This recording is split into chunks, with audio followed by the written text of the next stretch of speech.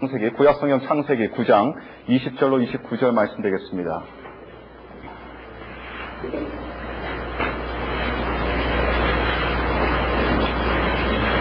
창세기 9장 20절로 29절 말씀 되겠습니다. 구약성경 11면을 여러분께서 열어주시기를 부탁드리겠습니다. 창세기 9장 20절로 29절 말씀 다 찾으신 줄 믿고 제가 봉독해드리겠습니다. 노아가 농업을 시작하여 포도나무를 심었더니 포도주를 마시고 취하여 그 장막 안에서 벌거벗은지라. 가나안의 아비 함이 그 아비의 하체를 보고 바깥으로 나가서 두 형제에게 고하매 셈과 야벳이 옷을 취하여 자기들의 어깨에 메고 뒷걸음쳐 들어가서 아비의 하체에 덮었으며 그들이 얼굴을 돌이키고 그 아비의 하체를 보지 아니하였더라. 노아가 술이 깨어 그 작은 아들이 자기에게 행한 일을 알고 이에 가로되 가나안은 저주를 받아 그 형제의 종들의 종이 되기를 원하노라. 또 가로되 셈의 하나님 여호와를 찬송하리로다. 가나안은 셈의 종이 되고 하나님이 야벳을 창대케 하사 셈의 장막에 거하게 하시고 가나안은 그의 종이 되게 하시기를 원하노라 하였더라. 홍수 후에 노아가 350년을 지내었고 향년이 950세에 죽었더라. 아멘. 여러분 10살 미만의 어린아이들에게 성경에 나오는 인물들 이름을 한번 대봐라 하고 이렇게 이야기하면요, 그 아이들이 보면 10살 미만이라서 그런지 한 몇 명 이름, 3명, 4명 이름 대고 거기서 이제 막혀버립니다. 또 간혹 아이들은 자기 친구들의 이름까지 떠올리면서 마치 성경의 이름인 양 자신있게 이렇게 대답하는 아이들도 있는데요. 하여튼 맞는 답까지 하면 많으면 3개, 4개쯤 되더라고요. 교회에서 성경 공부를 하면서 많은 이름들을 듣기는 들었는데 생각이 잘 안 나는 모양입니다. 그런데 대부분의 그 3개, 4개의 이름이라도 맞춘 아이들 보면요, 공통적으로 꼭 한 사람은 들어가 있습니다. 자, 그 사람이 바로 누구냐면 노아입니다. 어른들에게도 마찬가지일 겁니다. 성경에 굵직한 인물들을 뽑으라고 하면 그 리스트에 거의 틀림없이 끼는 사람이 바로 이 노아라고 하는 사람입니다. 그럼 노아는 어떤 사람입니까? 물론 노아 하면요, 아이들이나 어른들이나 우리 머릿속에 가장 먼저 떠오르는 생각은 방주가 될 겁니다.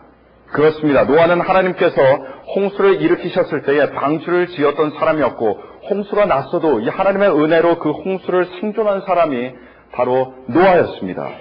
이런 의미에서 본다면요, 인류 역사에서 노아는요, 굉장히 의미심장한 사람입니다. 왜냐하면 홍수 이전의 시대와 홍수 이후의 시대를 둘 다 경험한 인물이었기 때문입니다. 그런데 방주를 지었다는 것 말고도 성경은 노아에 대해서 몇 가지를 더 이야기하고 있습니다.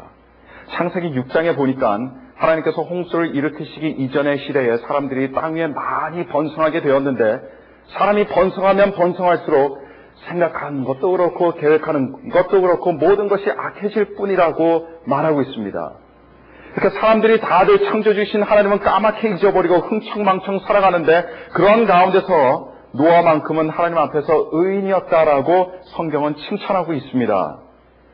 물론 여기서 의인이라고 하면요, 절대적인 의미에서 의인이 아닙니다.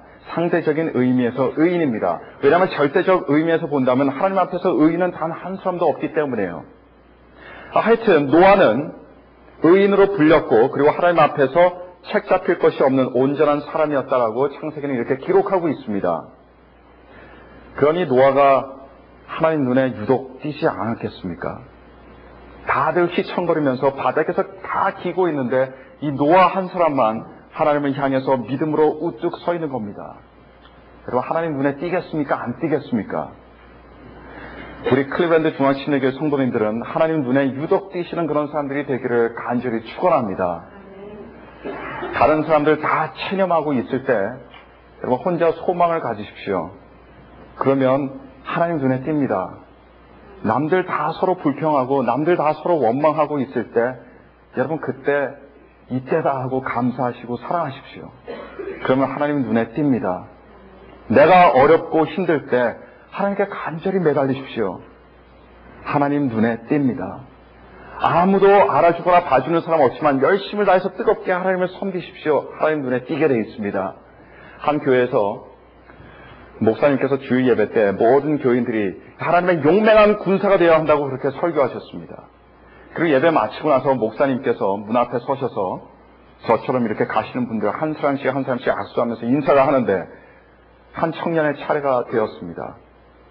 그러자 목사님께서는 이 청년을 향해서 이보게 하나님의 용맹한 군사가 되어야 하지 않겠나 이렇게 말씀하셨어요. 그랬더니 이 청년이 대답을 합니다. 목사님, 저 이미 하나님의 용맹한 군사입니다.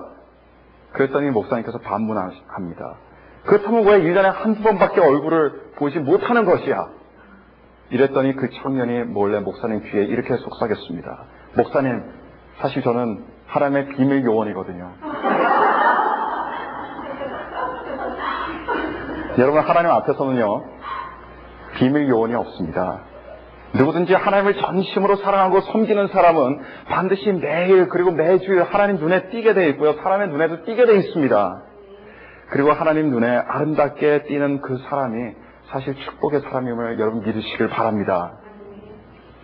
자, 이렇게 노아는 하나님 눈에 안 띌래야 안 띌 수가 없던 그런 사람이었습니다. 그래서 창세기 7장 1절에 보면요, 하나님께서 노아에게 무엇이라고 말씀하십니까? 내가 보니까 이 세대에 내 앞에서 의로운 사람은 너밖에 없구나. 너밖에 없구나. 여러분, 성경을 보시면 어떤 한 사람을 향해서 그 사람이 의롭다는 말 거의 하지 않습니다. 아주 없는 건 아니지만 거의 하지 않습니다. 더군다나 하나님께서 직접 너가 참 의롭다라고 한 사람도요, 굉장히 드뭅니다. 그러나 그런 말을 들은 사람이 바로 이 노아였습니다. 그래서 하나님께서는 이 노아에게 은혜를 부어주셨다라고 성경은 그렇게 기록하고 있습니다. 하나님을 사랑하고 하나님을 따르는 하나님의 온전한 사람에게 하나님께서는 반드시 은혜를 부어주십니다. 그렇습니다. 노아는 참 대단한 그런 믿음의 사람이었던 것만은 누구도 부인할 수 없는 사실이에요. 그런데 털어서 먼지 안 나는 사람 없다고 여러분, 노아에게도 마찬가지였습니다. 아까 말씀드렸죠. 노아는 의인이긴 의인이었는데 절대적인 개념의 의인이 아니라 상대적인 개념의 의인이었다고 말입니다. 언젠가 제 아버지께서 제가 하신 말씀이 있습니다. 사람들은 첫인상을 위해서라도 성형수술을 할 정도로 이 첫인상을 아주 중요하게 생각하지만 사실 살다 보면 첫인상보다도 더 중요한 것이 있다고 저한테 말씀하셨습니다. 그것이 무엇이냐? 바로 마지막 인상이라고 말씀해 주셨습니다. 그래서 첫인상도 물론 좋아야 하겠지만 마지막 인상까지도 좋게 남기는 사람이 되라고 제게 당부해 주신 적이 있으십니다. 그리고 아버지의 그 말씀이 제 마음 깊이 새겨졌습니다. 그런데 노아는요, 이 첫인상이 기가 막힌 성경의 그런 인물이었습니다. 노아 이야기가 시작되는 그 시점부터요, 노아는 의인이었다고 말합니다. 하나님께 은혜를 입은 사람이었다고 성경을 기록하고 있습니다. 이 첫인상 얼마나 좋아요. 그런데 참 안타깝게도 그의 마지막 인상은요, 그렇게 좋은 인상이 아닙니다. 성경을 읽어보면요, 이 노아는 아주 추잡한 마지막 인상을 남기고 세상을 떠나는 안타까운 성경의 인물이 되어버리고 맙니다. 그리고 그의 이런 아쉬운 마지막 인상이 기록된 본문이 오늘 우리가 함께 살펴볼 본문입니다. 이 지구를 물로 덮었던 홍수가 끝이 나고 노아와 노아의 식구들은 이제 새로운 삶의 터전을 위해서 열심히 일했습니다. 어느 정도 시간이 지나자 농사를 짓던 농작물들이 익어가기 시작했고 이제 한시름 놓을 수 있었던 노아는 자신이 직접 경작한 포도나무에서 만든 포도주를 마시게 됩니다. 그런데 노아는 너무 지나치게 포도주를 마시는 바람에 취해버리고 말았어요. 이 노아가 취한 상태로 쓰러져서 자는데요, 옷을 다 벗어 던져버리고 잔 겁니다. 바로 이때 노아의 아들 중 막내인 함이 술에 잔뜩 취해서 벌거벗은 모습으로 자던 아버지를 보고 바깥에 나와서 자신의 형제들에게 그 사실을 말해주면서 아버지를 비웃고 말았습니다. 우리가 여기서 한 가지 주목해야 할 사실이 있습니다. 이 히브리 민족의 문화에는요, 이 수치 문화라는 것이 굉장히 강하게 배어 있습니다. 히브리 사람들이 가장 경계하고 싫어하던 것이 무엇이냐면요, 바로 수치였습니다. 마치 옛날 일본 사람이 천황에게 충성을 다 바치지 못했을 때 여러분 어떻게 해요? 그 자리에서 칼을 빼들고 활복 자살을 할 만큼 충성과 명예를 중시했던 것처럼 히브리인들은 수치에 대해서 굉장히 민감한 사람들이었어요. 수치하면 알레르기 반응을 일으키는 사람들이 히브리 민족이었습니다. 그런데 한국 문화도 그렇게 다르지는 않는 것 같아요. 한국에는 체면이 중시되는 그런 체면 풍조가 있습니다.